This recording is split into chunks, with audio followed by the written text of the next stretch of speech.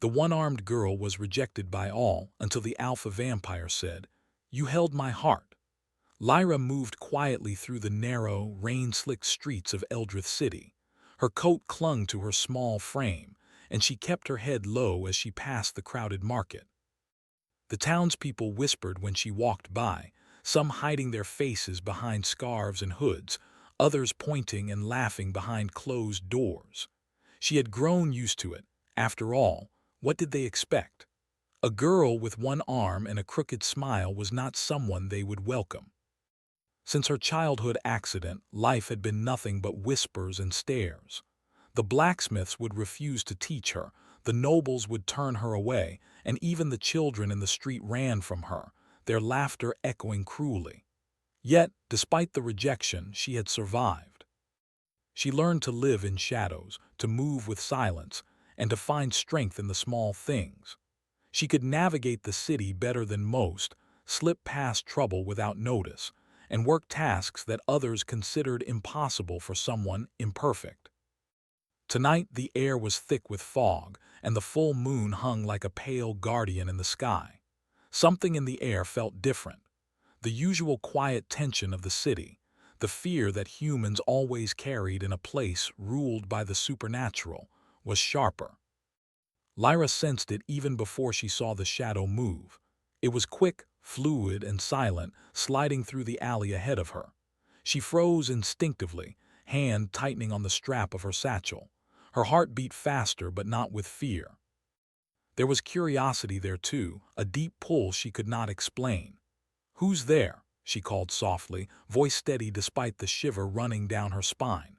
No answer came, only the soft echo of her own words. Then, as she turned to leave, the shadow emerged from the darkness.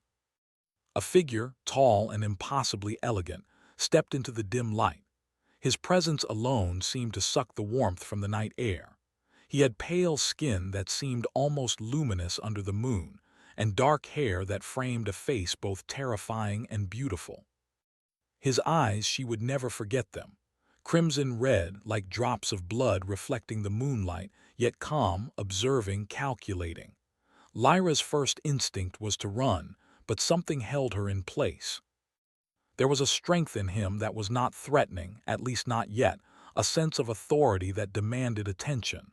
"You shouldn't be here," he said, voice smooth and commanding. "This city is no place for someone like you." Lyra's hand fell to her side, her fingers brushing the empty space where her arm had been. She did not shrink back. Instead, she met his gaze with steady eyes. "Someone has to be here. Someone has to see the truth of the streets," she replied, her voice quiet but firm. He studied her, tilting his head slightly. "Courage or foolishness?" he murmured. Before she could respond, the soft sound of a struggle echoed behind her. A group of men emerged from the mist, rough and dangerous-looking, their eyes filled with greed. They had probably been waiting, preying on anyone alone at night. Lyra tensed, ready to flee, but she did not move. The figure beside her stepped forward with a speed that made her heart leap. In a single motion, he moved between her and the men. Their jaws dropped as he raised his hand, and the air seemed to shiver around him. The men froze, then turned and fled into the shadows, leaving nothing but silence and the faint echo of their panic. Lyra could hardly breathe. What are you?" she whispered, awe and fear mixing in her chest. He lowered his hand, gaze never leaving hers. "I am someone who sees," he said simply. Then he added almost as an afterthought, "And you held my heart." Lyra blinked, confused. His words were strange, almost like a riddle. Yet they stirred something deep within her, a warmth she had not felt in years. Before she could ask what he meant, he stepped back, melting into the fog, disappearing as quickly as he had appeared. The rest of the night passed in a blur. Lyra could not stop thinking about him, about those words. "You held my heart." How could anyone's heart belong to her?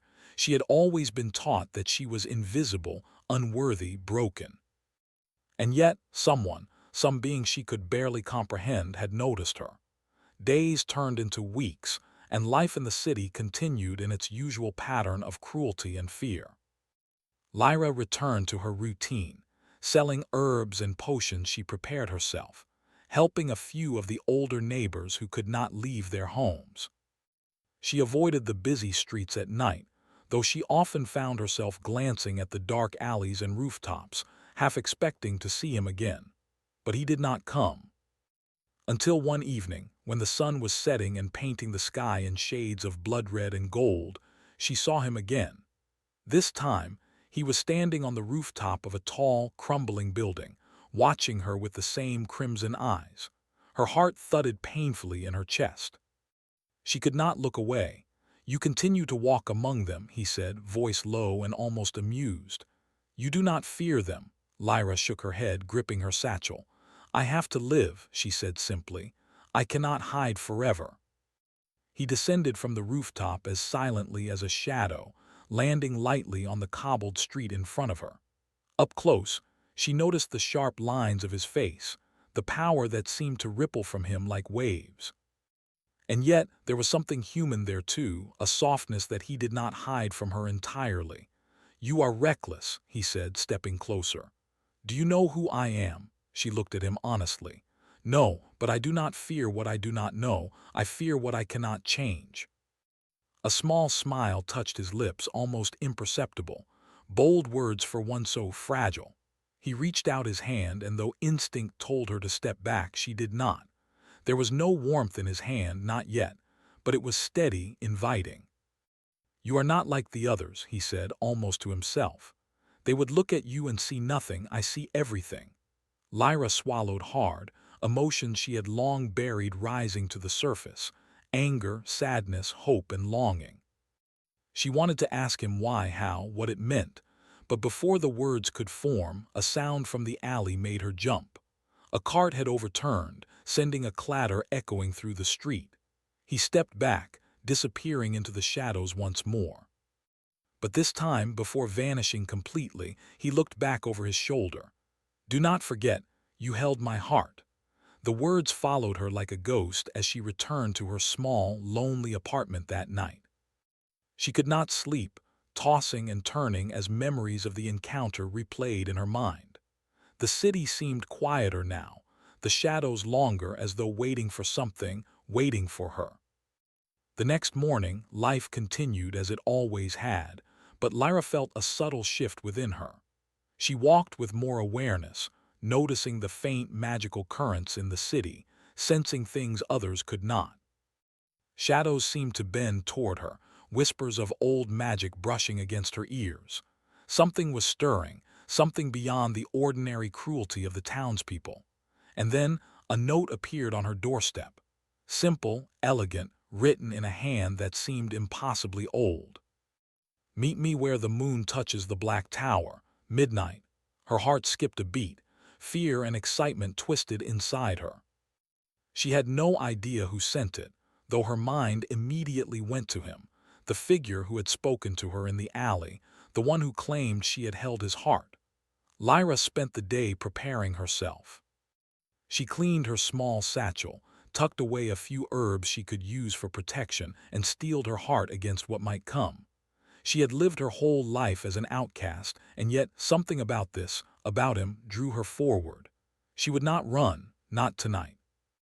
As midnight approached, she walked through the silent streets, her one arm steadying her movements.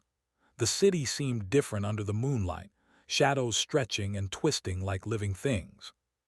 Every sound made her flinch, but she kept moving, drawn toward the black tower that loomed over the city like a sentinel of another world. When she reached the base of the tower, she paused, looking up. The moonlight bathed it in silver, and she could just make out a figure at the highest window watching her. Her breath caught. He was there, waiting. "Lyra," he said softly, his voice carrying across the courtyard. "You came." She swallowed hard. "I came because I had to." He stepped down from the shadows, landing gracefully before her. "You are braver than you know, or perhaps more foolish than you realize." Lyra laughed softly, a sound she had not made in years. "Perhaps both." For a moment the world seemed to hold its breath, and she felt it, the pull of something ancient, powerful, and dangerous. And yet she did not move away. She stood tall, heart racing, knowing that her life was about to change forever. Then, without warning, he reached out, brushing a strand of hair from her face, and whispered, "You held my heart now. Will you let me show you what lies beyond the shadows?" Lyra's stomach tightened. Her mind screamed caution, but her heart leapt into the unknown. And in that moment, the wind whispered through the city streets, carrying a promise of darkness, danger, and a love she had never imagined. The night was far from over, and the first step into a world of power, magic, and forbidden hearts had only just begun. Cliffhanger. As Lyra followed him into the shadowed tower, a distant howl echoed through the city. Something ancient and hungry was awake.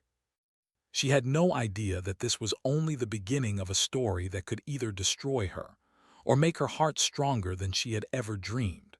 The tower doors closed behind Lyra with a low, echoing thud.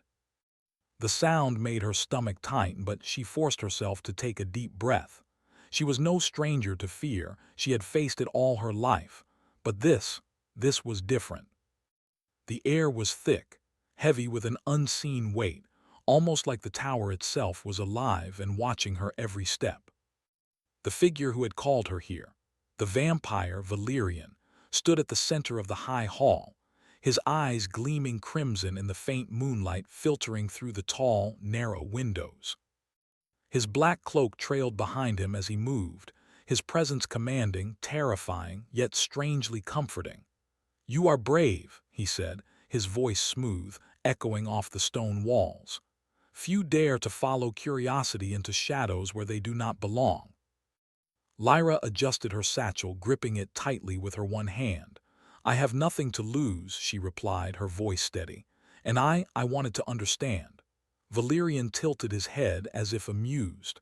"Understanding comes at a cost. Are you prepared for what you may find?" Lyra hesitated, thinking of all the nights she had spent alone, of all the whispers that had called her worthless, broken, invisible. "I am," she said finally, and somehow she believed it.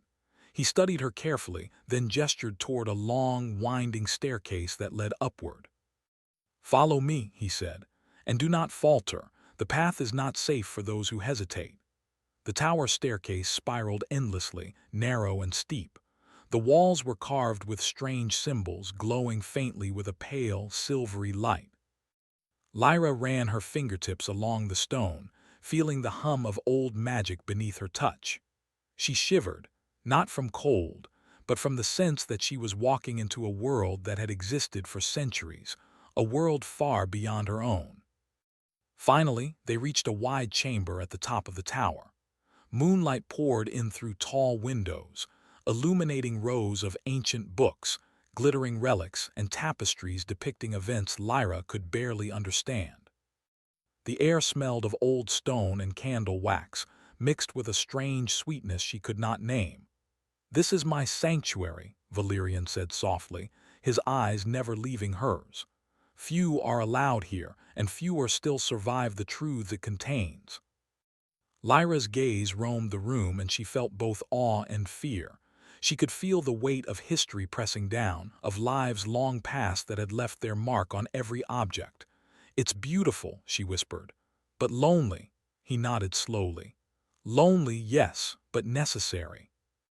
There are truths that cannot be spoken aloud, stories that must remain hidden. And yet, you have entered willingly." For a long moment, neither spoke. Lyra felt a strange sense of being measured, weighed, and judged, not by appearance, but by the strength of her spirit. She had never felt anyone look at her this way. Usually, people only saw her missing arm, her supposed flaws, and immediately decided she was nothing. But he saw more. "You are stronger than most who come here," Valerian said at last. "But do not mistake that for invulnerability.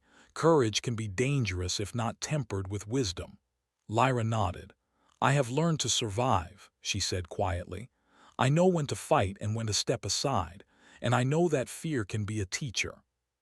He stepped closer, his gaze intense, and for the first time Lyra felt herself trembling, not from fear, but from the raw force of his presence.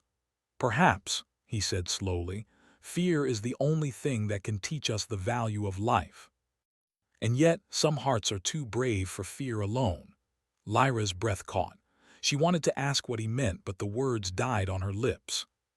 She felt the weight of centuries in his eyes, a loneliness that no human could ever comprehend, and a longing that matched her own hidden desires. "Walk with me," he said suddenly, turning toward a heavy wooden door at the far end of the chamber. "There is something I must show you." The next room was vast, circular, with a high domed ceiling. Candles flickered along the walls, and in the center stood a shallow pool of water, perfectly still, reflecting the pale moonlight. Lyra approached cautiously, noticing the symbols etched into the floor around it. "This is the mirror of truth," Valerian explained. "It shows not the face but the soul. Many who look here are too afraid to see what lies within themselves." Lyra glanced at her own reflection, and for a moment she saw only the familiar girl with one arm, scars on her hands, eyes wary of the world. But then the image shifted. She saw herself strong, confident, unbroken. She saw the kindness she had hidden from the world, the courage that had allowed her to survive, and the power that she had never acknowledged. Her breath caught. I never realized." Valerian's voice was soft, yet carried across the chamber like music. "Few ever do. Most see only what the world tells them, but you see yourself, and that is why you are here." Lyra turned to him, searching his eyes. "Why me?" He looked away for a moment, his gaze distant. "Because you are not afraid of me. You do not pretend to be someone you are not. You hold your heart open, even when the world has tried to break you." The words struck her like a bolt of lightning. No one had ever said such things to her, not in all the years of ridicule, rejection, and solitude. Her heart thumped painfully in her chest, and for a moment she wondered if she dared to believe him. "You are testing me," she said, her voice barely above a whisper. Valerian's lips curved in the faintest hint of a smile. "Perhaps. Or perhaps I am simply seeing what others fail to notice." Before she could respond, the candles flickered violently, and the shadows in the corners of the room seemed to twist and writhe. Lyra's eyes widened, and she took a step back. "What is that?" He moved to stand beside her, calm and unshakable. "The fortress has its own guardians," he explained. "Shadows that test those who enter. Fear can be a weapon or a lesson. You must decide which it will be for you." Lyra swallowed hard, her fingers tightening around the strap of her satchel. She could feel her pulse racing, but there was no fear, at least not the kind that would make her run. She faced the shadows, her one arm steady, her heart pounding, and realized that she was ready. The shadows shifted and moved, circling around her, whispering voices in languages she did not know. They reached toward her, probing, testing. Lyra stood firm. She thought of all the nights she had faced cruelty, of all the times she had been rejected, laughed at, or ignored. She was used to being underestimated. "You are stronger than I expected," a voice whispered through the darkness, not Valerian-esque, but something else older, ancient. "But can your heart survive the truth?" Lyra's chest tightened, but she did not step back. "I will survive," she said. "I always do." Valerian's crimson eyes glimmered with approval. "Good," he said softly. "Do not falter now." The shadows receded slowly, as if acknowledging her courage. She felt a thrill of triumph mixed with exhaustion. When the last whisper faded, the room returned to silence, the pool reflecting only moonlight and the two of them. Valerian studied her, his expression unreadable. "You have done well. Few could have faced that and stood unshaken." Lyra exhaled, trying to calm her racing heart. I did what I had to." He nodded, then stepped closer, his gaze intense. "And now, you must understand something more. You are not here by accident, Lyra. You have drawn my attention for a reason, and what happens next will shape both of our fates." She looked up at him, fear and curiosity mingling in her chest. "What do you mean?" Valerian's crimson eyes softened for a moment, a glimpse of something human shining through the darkness. "There is a curse upon me, Lyra, a darkness that has ruled my heart for centuries. Those I have loved, I have lost, or worse, destroyed. And yet you hold a light I have not felt in hundreds of years." Lyra's breath caught. A mix of awe and dread settled over her. "A curse," she whispered. "Yes," he said simply. "And you will be tested. Not by me, but by the world, by fate, and by the shadows that seek to claim both of us. If you falter, you may never return to the life you know." For a moment, silence fell. Lyra thought of the streets, the market, the endless whispers of rejection. None of it mattered now. This was something greater, something beyond her understanding. And yet, she did not step back. "I am ready," she said firmly. Valerian's eyes glimmered with something almost like hope. "Good," he said. "Then the true game begins." The candles flickered again, and the shadows in the corners of the room shifted. Outside, the wind howled, and the moon seemed to pulse with anticipation. Lyra felt a shiver run down her spine, but this time it was not fear. It was excitement, a thrill that she had never known. For the first time in her life, she felt seen.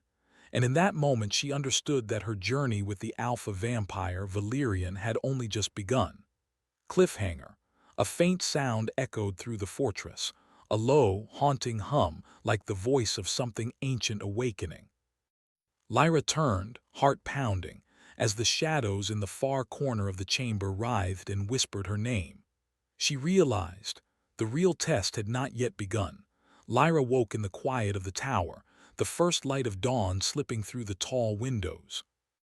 She had spent the night on a soft rug near the hearth, listening to the faint sounds of the fortress waking around her. The wind whispered through the stone corridors, carrying the scent of cold stone and distant forests. She sat up slowly, her one hand brushing a stray lock of hair from her face. Her heart still beat fast from the events of the night before, the mirror of truth, the shadows, and the strange pull she felt toward Valerian. That pull had not lessened. If anything, it had grown stronger. As she prepared herself for the day, she heard soft footsteps behind her. "You are awake," Valerian's voice said, low and smooth, carrying across the chamber. Lyra turned to see him standing at the doorway. His crimson eyes glimmered in the early light, sharp and commanding, yet softened by the faintest touch of something she could not name. Concern, curiosity, something older than time itself. "You sleep lightly," he said, "a trait of those who face more than ordinary fear." Lyra nodded, adjusting her coat. "I am used to fear," she said simply. "It has been my companion my whole life." Valerian studied her, his expression unreadable. "Yes, and yet you are not broken. That is what surprises me. Most who endure such suffering grow bitter or hollow. You remain alive inside, whole." Lyra's chest tightened at his words. No one had ever seen her like that, not even her closest neighbors or friends from years ago. To be noticed, to be acknowledged, it was both terrifying and intoxicating. He gestured for her to follow him down a narrow corridor. "You must see the truth now," he said. "The curse I carry, it is not a tale I speak lightly. It will show you why I am as I am." Lyra followed, heart beating in rhythm with the echo of her footsteps.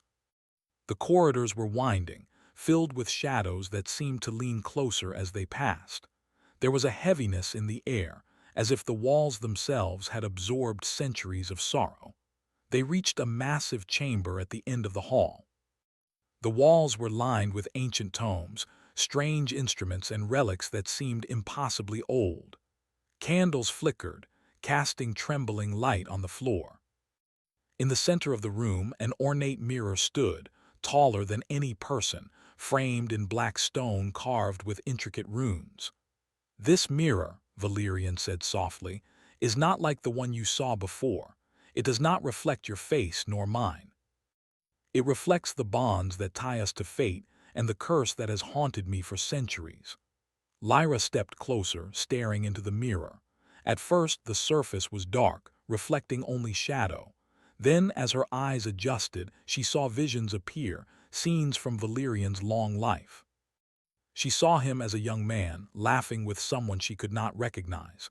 She saw love, warmth, and moments of tenderness. And then darkness, betrayal, loss, and destruction.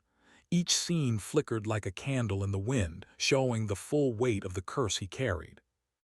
I have loved, Valerian said quietly, and every time I have opened my heart the darkness has followed. Those I cherish, they are lost to me, and the power I carry, it is not always within my control. Lyra felt a shiver run down her spine. She had expected danger, power, and mystery, but this was deeper. She had glimpsed pain before, but never something so endless, so consuming. "You are showing me this because," she asked, her voice barely a whisper. "Because you must choose," he replied. "You have drawn near me not by chance.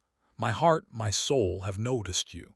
And yet I cannot promise safety. I cannot promise life as you know it. You may leave, you may walk away, but if you stay, you must understand what you are binding yourself to."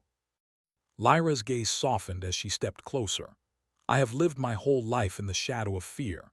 I have known loneliness, rejection, and pain. If there is even a chance to see love, even one time, I will take it." Valerian's eyes glimmered. "Your courage is extraordinary, Lyra. Few would step forward knowing the cost." They spent the day walking through the fortress, Valerian showing her rooms filled with centuries of history. He explained the burdens he carried, alliances with other supernatural beings, the responsibility of ruling his kind, and the ever-present danger of the curse that followed him like a shadow. Yet, despite the weight of his words, there were moments of light. He showed her his library, filled with books that contained knowledge from centuries past. He shared stories of love lost and friendships broken. And sometimes he looked at her in a way that made her heart ache, a soft, searching look, as if trying to see inside her and understand every corner of her soul. By evening, they reached the terrace at the highest point of the fortress. The city sprawled below them, lights twinkling like distant stars. The wind tugged at Lyra's hair and the moon rose above, casting silver light on the stone floor. "You see," Valerian said, voice quiet, "even in darkness there can be light. Even in the curse there is a chance for something pure." Lyra shivered, not from cold but from the intensity of his words. "And that chance is with me?" she asked. He hesitated, his crimson eyes reflecting the moonlight. "It is with you if you choose to take it. But know this, the curse is patient, it waits, and if I lose control it can take everything. You, me, this city." Her hand tightened around the strap of her satchel. "I am not afraid," she said, her voice firm. "I have faced fear all my life. I will face this too." He studied her for a long moment, then nodded slowly. "Very well, then you must see the next trial." Before she could ask what that meant, a sudden chill filled the air. The shadows around them deepened, stretching unnaturally. Lyra felt the hairs on her neck stand on end. Something unseen was moving, watching. "Stay close," Valerian whispered, stepping protectively in front of her. "The curse is not just mine, it is ancient. It stirs when new hearts come near." Lyra's breath quickened, but she did not step back. She trusted him, more than she had trusted anyone in her life. The shadows shifted and coalesced into shapes, tall, dark figures that seemed to glide across the terrace. Lyra's heart pounded, but she remembered the courage she had learned long ago. She stood tall, her one arm steady. "You are not afraid," a whisper came from the darkness, soft but powerful. "Why does your heart remain unbroken?" "I have no choice," Lyra said quietly. "I have learned to survive. I have learned to stand." Valerian's eyes glimmered with approval. "Good," he said. "Now face the truth. The curse will test both of us tonight, and only one will emerge unscathed if we are lucky." The shadows reached out, brushing against her arm and the edges of her coat. Lyra felt a cold chill, like the touch of ice, yet there was no real pain. She held her ground, focusing on her breathing, her heartbeat, her resolve. Valerian moved beside her, placing a steady hand on her shoulder. "You are stronger than you know," he said softly. "Remember, fear is only a guide, not a master." For what felt like hours, they faced the shadows together. The figures tested their minds, showing visions of loss, regret, and despair. Lyra saw herself rejected, alone, abandoned in every possible way, but she did not falter. Valerian showed her visions, too, of his failures, the lives lost because of his curse, the centuries of solitude that had hardened his heart. And yet, through it all, they stood side by side, their hearts beating in tandem, their courage feeding each other. Finally, the shadows withdrew, melting into the night. The chill lifted, leaving only the soft silver light of the moon and the heavy, steady rhythm of their hearts. "You have passed," Valerian said at last, his voice low and filled with awe. "Few could have endured that, and yet you stood, unbroken, brave, and true." Lyra exhaled, exhausted but proud. I did it," she said, her voice trembling. "No," Valerian replied, his crimson eyes locking onto hers. "We did it together." For a long moment they stood there, the wind tugging at their clothes, the city below quiet and still. Lyra felt something shift inside her, something she had never felt before. She was not just surviving anymore. She was alive. And for the first time, she felt the possibility of something more, something beautiful, dangerous, and transformative. But even as the moonlight bathed them in silver, Lyra felt a stir in the darkness beyond the terrace. Something ancient and powerful had awakened. Something that even Valerian, with all his centuries of knowledge and power, could not yet control. Cliffhanger. As they turned to leave the terrace, a deep, echoing growl rolled through the fortress. Lyra's heart skipped a beat as crimson eyes appeared in the darkness beyond the walls. She realized with a jolt the curse was not done, and the true danger was only beginning. The fortress trembled under the weight of the night. Shadows clung to the walls like living things, twisting and moving in ways Lyra had never seen before. The city below lay silent, unaware of the danger that had awakened. She clutched her satchel tightly, her heart pounding in rhythm with the echo of distant growls that seemed to rise from deep within the fortress. Valerian moved beside her, every step precise, controlled. His crimson eyes scanned the darkness, alert, commanding. Even now, after centuries of power and rule, he radiated both danger and authority. And yet beside him, Lyra felt neither fear nor weakness. She had faced her own shadows, endured the trials of the tower, and now she felt ready. "This is it," Valerian said quietly, his voice low but steady. "The curse awakens fully tonight. Whatever happens, we face it together." Lyra nodded, taking a deep breath. "I am ready," she said, though her chest tightened at the thought of the unknown. She could feel the magic around them, pulsing like a heartbeat, drawing her in, testing her. They reached the grand hall at the heart of the fortress. The walls shimmered with a strange light, runes carved deep into the stone glowing softly. In the center, the shadows churned violently, forming shapes that were both beautiful and terrifying, like darkness given life. The air grew heavy, cold, and charged. Lyra felt a pull, a weight pressing against her chest, threatening to overwhelm her.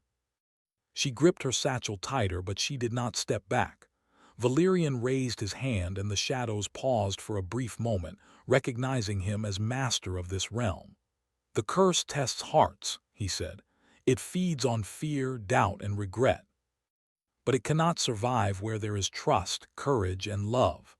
Lyra looked up at him, her own fear now tempered by determination. "Then we face it together," she said. The shadows surged forward, moving with terrible speed and precision. They whispered voices of doubt echoing inside Lyra's mind. "You are weak. You are broken. You will fail." Her chest tightened, but she refused to listen. She thought of every moment she had survived, every time she had been rejected, every time she had stood alone and unafraid. "I am not weak, I am not broken, I will survive."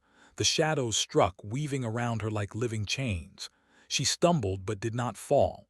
Valerian moved with her, his presence anchoring her, his hand brushing her shoulder in steady reassurance. "Do not falter," he whispered. "Your heart, it is stronger than they know." The room shook and the glow of the runes intensified. Lyra felt the pull of the darkness, the weight of centuries of grief and rage pressing down. And then she felt it, something she had never felt before. A warmth rising from within, a light that she had hidden all her life. She spread her arms, opened her heart, and let the courage she had built through years of rejection shine through. The shadows recoiled as if struck by invisible fire. Lyra realized then that the curse was not only Valyrian's, it was feeding on both of them. Her fear, her doubts, her loneliness, they had given it power. But her strength, her bravery, her love could weaken it. Valyrian's eyes met hers, crimson glowing brighter than ever. "Hold fast," he said. "I will do the same, together." The two of them moved in harmony, circling the chamber, their presence merging like fire and steel. Lyra realized that she did not need to fear him, nor did he need to fear himself. They were not alone anymore. They were a single force, two hearts facing the darkness together. The shadows screamed, twisting and writhing, but slowly, imperceptibly, they began to lose shape. Lyra felt the curse retreating, not defeated entirely, but weakened by her courage and by the bond she shared with Valyrian. And then, at the center of the room, the darkness coalesced into a single massive form, a creature of shadow and memory, a living manifestation of the curse itself. Its eyes glowed red, and its voice rumbled like distant thunder. "You cannot escape me. He belongs to me." "She cannot stay." Lyra's breath caught, but she lifted her chin. "You are wrong," she said, her voice steady, filled with conviction. "We are not yours. You cannot touch what is built on courage and love." Valyrian stepped forward beside her, his hand reaching for hers. The warmth of his presence steadied her, and together they faced the creature. The shadow lunged, but Valyrian and Lyra moved as one. She reached out with her remaining hand, channeling every ounce of her strength, every memory of survival and hope, into the force between them. Valyrian added his centuries of power, tempered now by trust and connection. A burst of light filled the hall, blinding and pure. The shadow shrieked and writhed, then dissipated into nothingness, leaving only silence and the soft glow of the runes. Lyra staggered but did not fall. Valyrian caught her, holding her close. For the first time, the tension between them was not fear or uncertainty, but relief and awe.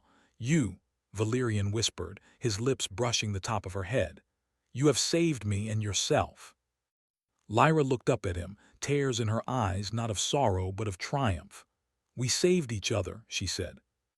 For a long moment, they stood together in the center of the hall, the echoes of the curse fading, leaving only the quiet hum of the fortress and the faint scent of moonlight and stone.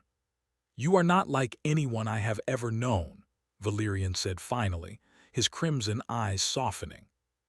"You are brave, fierce, and unafraid. You see me truly, and yet you still choose to stand with me." Lyra smiled, a real smile that reached her eyes for the first time in years. "Because I have waited my whole life to be seen," she said softly. "And you saw me when no one else would." Valyrian's hand brushed against her cheek, gentle and steady. "Then let us see what the future holds," he whispered. The night passed slowly, the first quiet moments they had shared in centuries. They walked through the fortress, side by side, talking in low voices.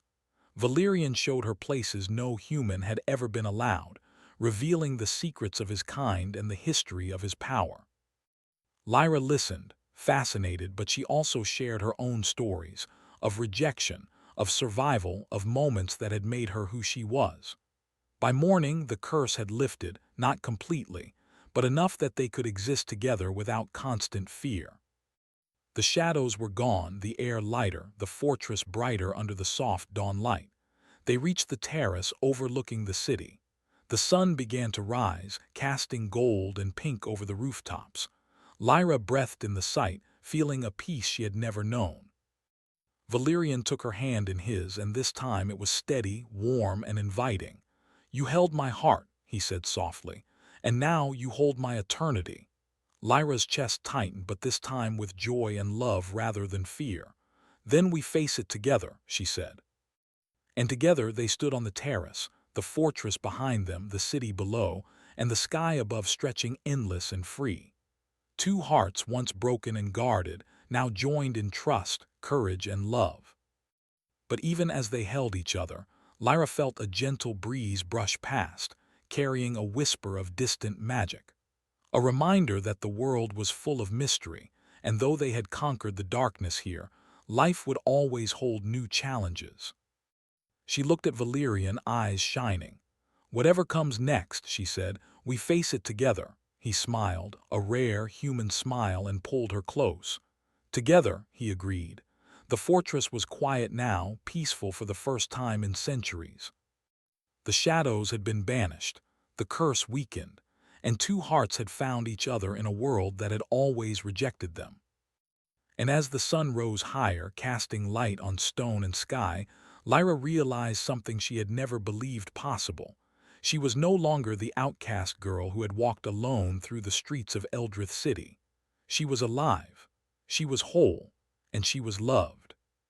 The wind carried their laughter across the rooftops, soft and bright, a promise of a life built on courage, trust, and the bond of hearts that had found each other against all odds.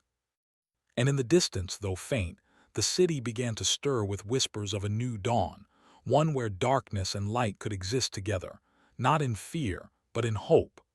Lyra held Valerian's hand tightly, and for the first time she let herself believe in forever.